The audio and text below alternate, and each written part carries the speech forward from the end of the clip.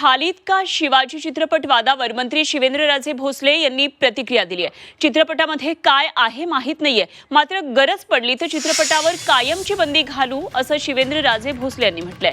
तसंच यावेळी त्यांनी महापुरुषांची बदनामी सहन केली जाणार नाही असं ठणकावून सांगितलंय।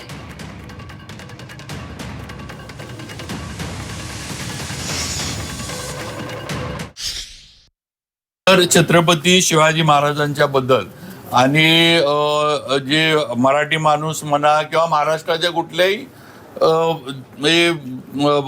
थोर पुरुषांबद्दल आक्षेपार्ह काही होत असेल तर सरकार त्याच्यावर कार्यवाही करेल। गरज पडली तर मुख्यमंत्री बंदी पण घालतील।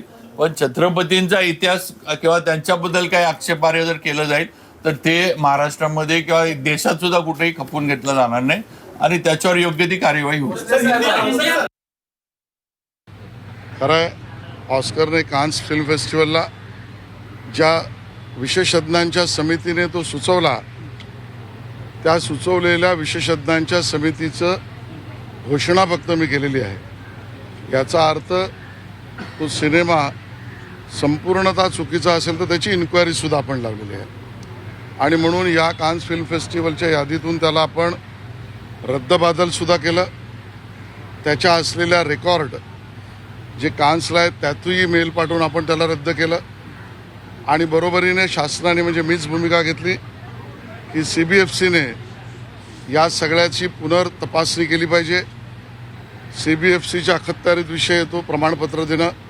CBFCने त्यांना नोटीस दिली, असत्य पसरवलं असेल आणि भावना दुखवल्या आहेत याची तक्रार दिल्या शासनाने आम्ही तातडीने त्यावर कारवाई केली आणि शिवप्रेमी आणि समाजाच्या बरोबर ही भूमिका आपण घेतली आहे। ज्यांनी फेस्टिवलला पाठवलं त्यांची चूक जबाबदारी त्या ठिकाणी फिक्स करू, ती करायला सुरुवात झाली आणि त्या पद्धतीने सिनेमाचे दिग्दर्शक किंवा निर्माते यांना CBFCने सुनावणी करून त्यांच्यावर कारवाईसुद्धा केली।